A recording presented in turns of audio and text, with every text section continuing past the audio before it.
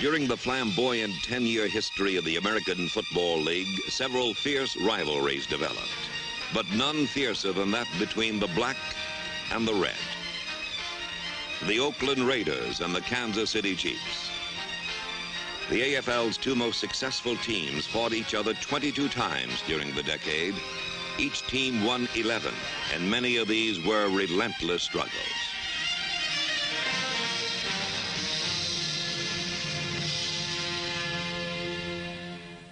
In 1968, Oakland's high-powered offense appeared unstoppable. But in Kansas City, the Chiefs' defense broke down football's most prolific scoring machine. With his best receivers injured, Coach Hank Stram resurrected the old straight T formation. The Chiefs passed a record low 3 times. They ran a record high 60 times. Mike Garrett for 109 yards. Wendell Hayes for 89 yards. Robert Holmes for 95 yards.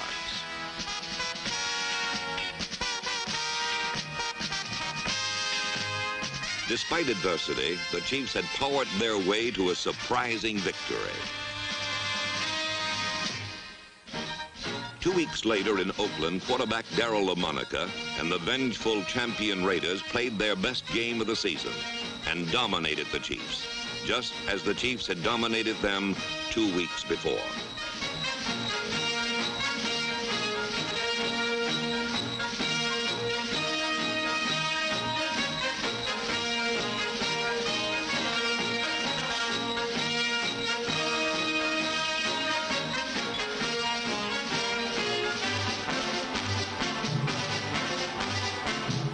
By the end of the 1968 season, Oakland and Kansas City each had won 12 of 14 games, setting up the AFL's first Western Division playoff. And on a cold, wet day in Oakland, the league's first 2 Super Bowl teams finally decided a championship.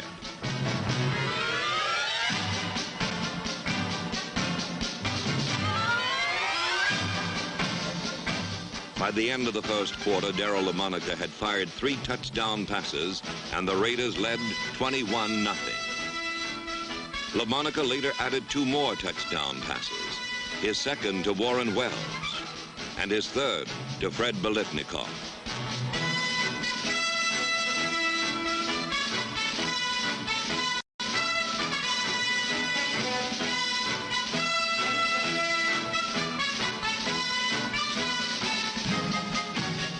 For the first time in 5 years, the Chiefs could not score a touchdown. The Raiders ended the Chiefs' 1968 season by giving them the worst beating in their history.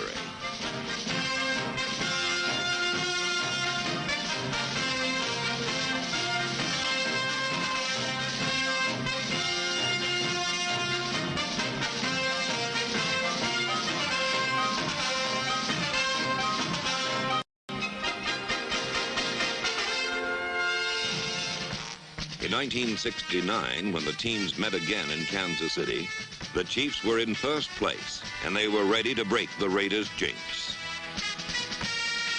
Chief quarterback Len Dawson threw the touchdown passes this time, but they were not enough to stave off unforgettable memories.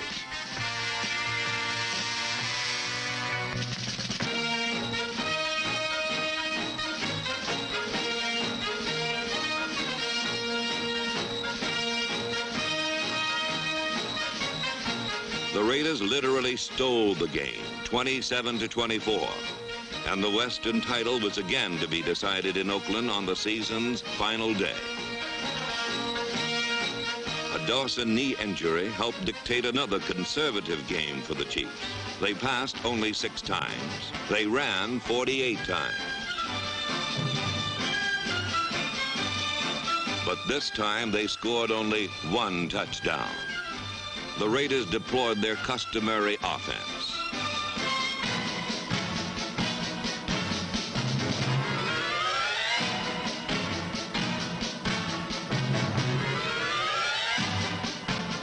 They too scored only 1 touchdown.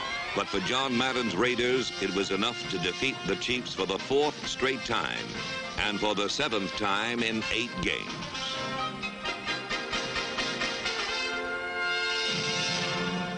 Three weeks later, on January 5th, 1970, Hank Stram and Len Dawson returned to the Oakland Coliseum to try and solve a colossal problem: how to defeat a team which had lost only 4 games in 3 years.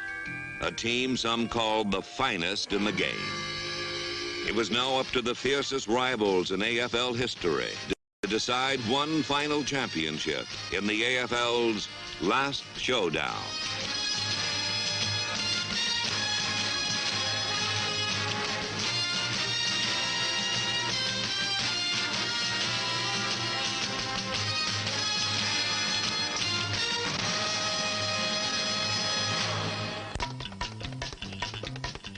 Robert Holmes became the game's first ball carrier when he brought the opening kickoff back to the 30-yard line, where the Kansas City offense first had a chance to show what Hank Stram's strategy might be this time. First, Stram wanted to test Oakland's main strength, a pass defense, which had allowed the opposition only a 39% completion rate. The man to run the test was the Chiefs' great receiver, number 89, Otis Taylor. The first man to be tested was number 26, cornerback Nehemiah Wilson.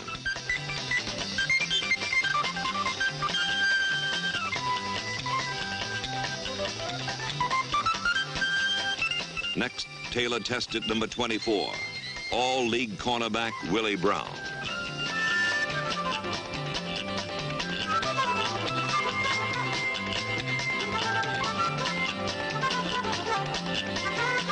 In a replay, we can see that Dawson's bomb led Taylor perfectly, but the Taylor's usually sure hands betrayed him this time.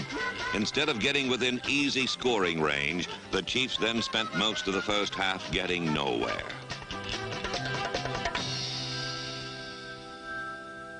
Oakland's opening attack was more basic. Hand the ball to number 23, second-year running back Charlie Smith.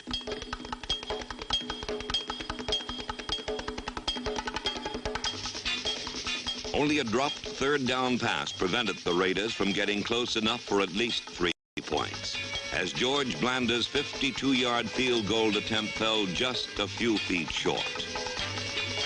The Raiders' second attack was as basic as the first. Throw the ball to Charlie Smith.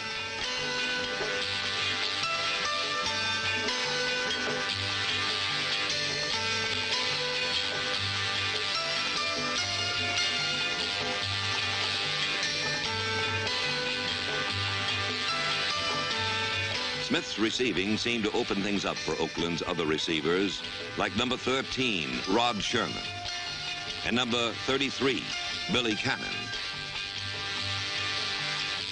LaMonica had moved into scoring range without using his 2 most potent weapons, wide receivers Fred Biletnikoff and Warren Wells. But now LaMonica sent number 25, Biletnikoff, deep against rookie cornerback Jim Marsalis, number 40.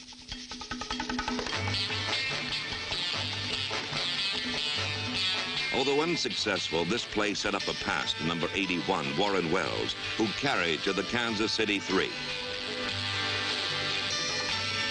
In a replay, we can see that Biletnikoff again went deep, allowing Wells to cut behind him for the big game. On the next play, Charlie Smith followed perfect blocking to the game's first score, and the Raiders appeared to be well on their way to a championship.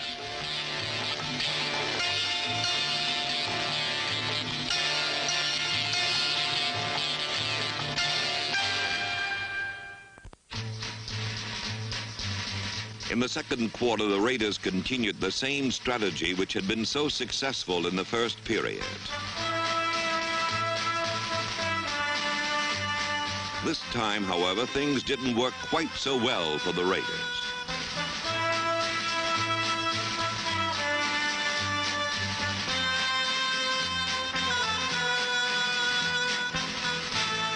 Seven times in the first half, the Raiders turned the ball over to the Chiefs.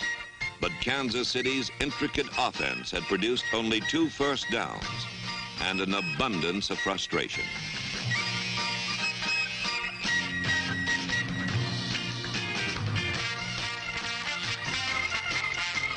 With only 3 minutes left in the half, the Chiefs' offense suddenly began to move.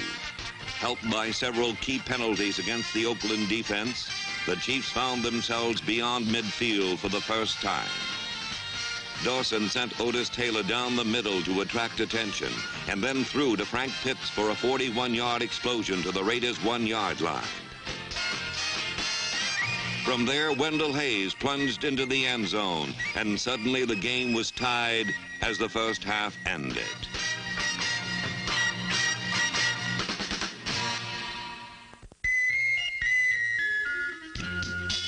George Atkinson's kickoff return had the Raiders blazing back at the start of the second half.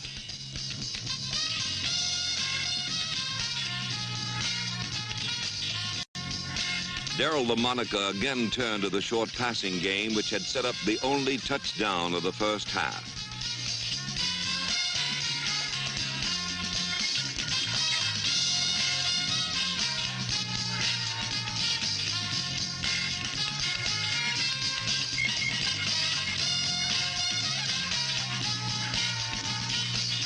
A low snap from center destroyed the timing between Holden LaMonica and kicker Blanda, and another easy scoring opportunity had bypassed the Raiders.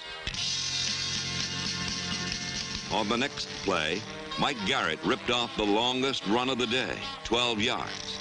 However, Garrett's fumble was recovered by Tom Keating, who in his excitement attempted to advance the ball, much to the regret of a sideline cameraman. This unusual accident seemed to set off a chain reaction. On the next play, all-pro safety man Johnny Robinson was practically impaled on the head of an official.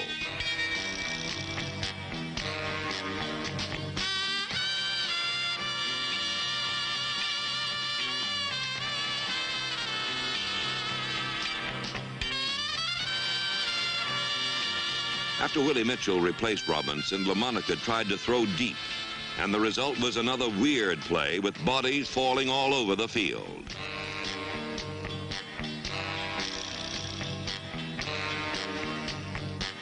The most important fallen body belonged to Darryl LaMonica, who had painfully jammed the fingers of his passing hand into the face mask of defensive end Aaron Brown. The AFL Player of the Year had to be replaced by 42-year-old George Blanda, a 20-year veteran who 10 years earlier had passed the Houston Oilers into the first AFL championship game.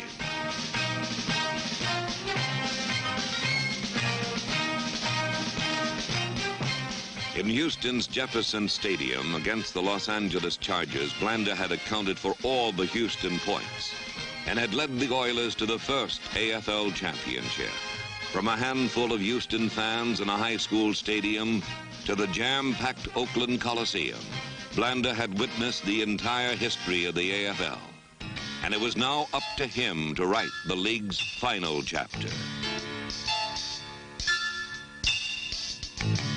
First, an overthrown pass, and then from a distance approximating his age, another missed field goal.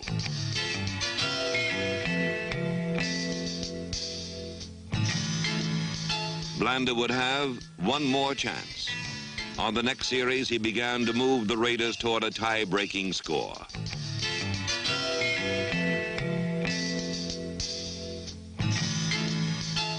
He sent Warren Wells toward the end zone for the touchdown, but Wells slipped and Emmett Thomas intercepted for the Chiefs.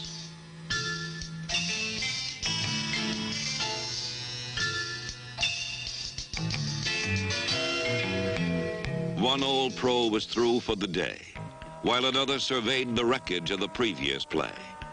On his run back, Thomas had been trapped at the 6-yard line. The Chiefs now had to move the ball or give it back to Oakland within range of the tie-breaking score. On first down, Dawson threw long for Frank Pitts. On second down, Robert Holmes was nearly trapped for a safety.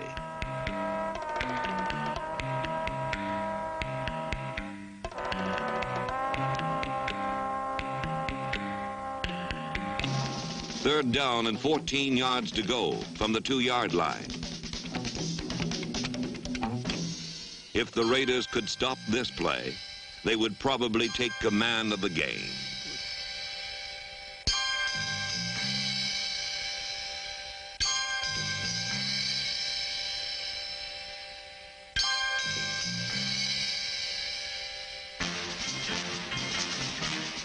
In a replay, we can see that Len Dawson had perfect protection, which allowed him to find his secondary receiver, Otis Taylor, near the right sideline.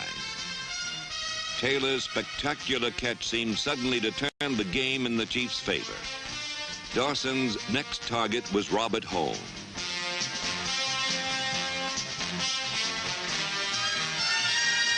The entire Chiefs' offense turned to opening a way for Robert the Tank to pass through.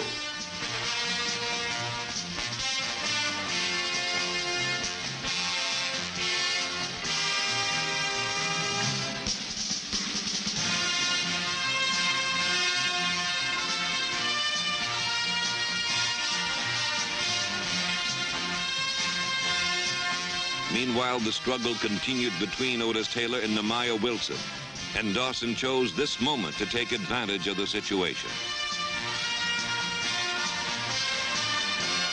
Interference was called against Wilson, and the Chiefs were only 7 yards from the lead.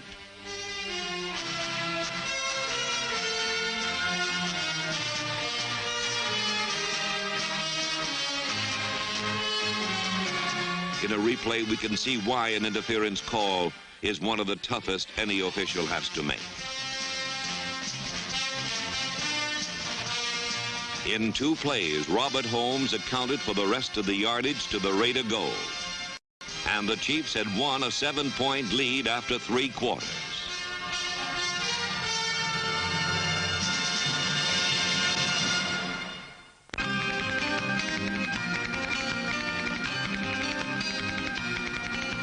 Despite his injured hand, Darryl LaMonica was prepared to return for the final period. Later he said, "I am the team's leader, and since this is the case, I have to go as long as I can." All the Chiefs had to do was run out the clock and perhaps get close enough to kick the clinching field goal. From 55 yards, Jan Stenerud almost succeeded.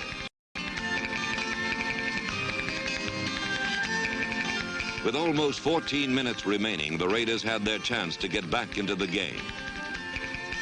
On first down, All-Pro linebacker Bobby Bell almost put the game away for the Chiefs. Then Darryl LaMonica got the Raiders moving toward the tying touchdown.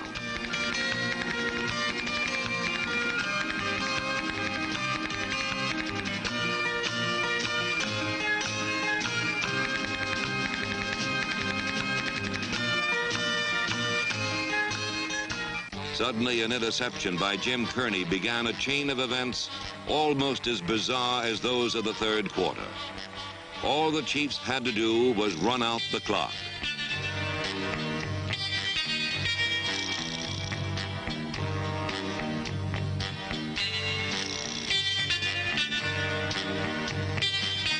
All the Raiders had to do was score from the 24.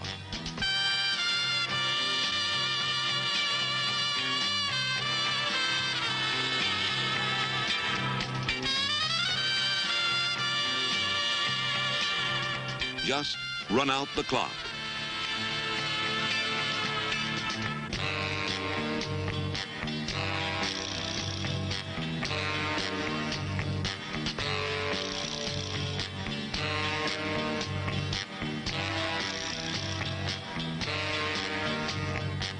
Just score.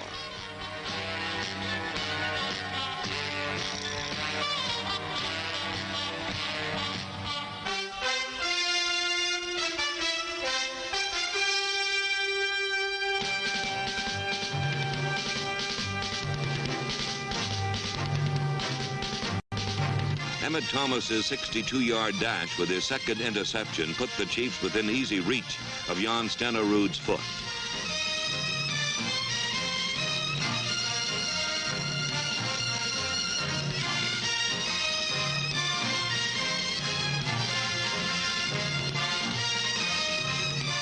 Stenerud's field goal had finally given the Chiefs a commanding 10-point lead. But one more bit of madness gave the Raiders one final chance.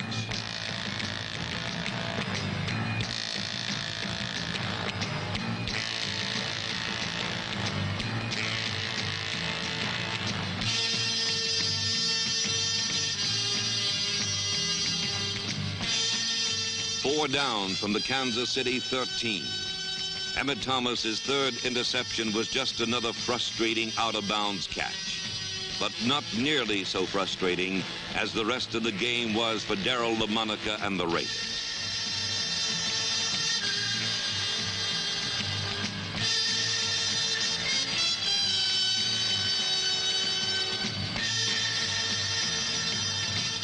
On last down, Aaron Brown finished the Raiders' offense for the season.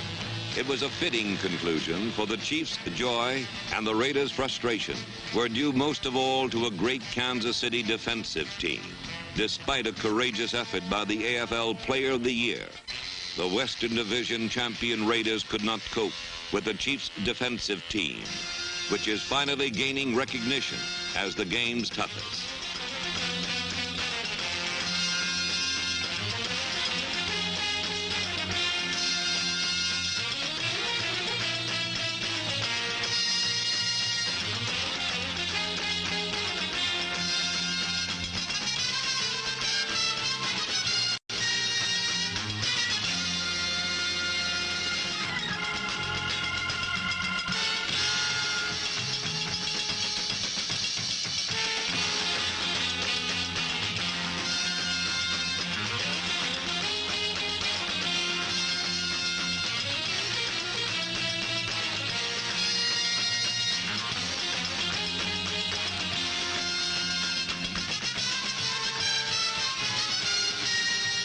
The Raiders could not cope with the Chiefs' defensive line, which also is finally gaining recognition as the game's toughest.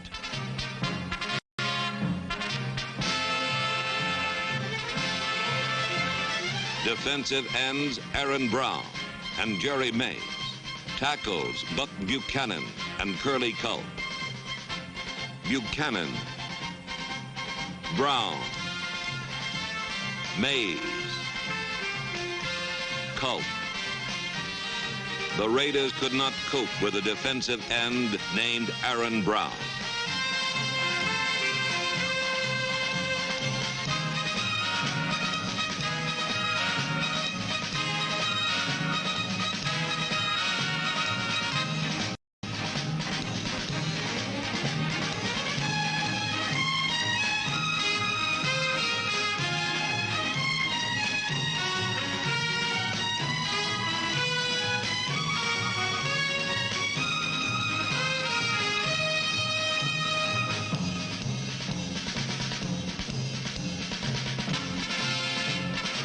Stram said, "I told them to turn it on.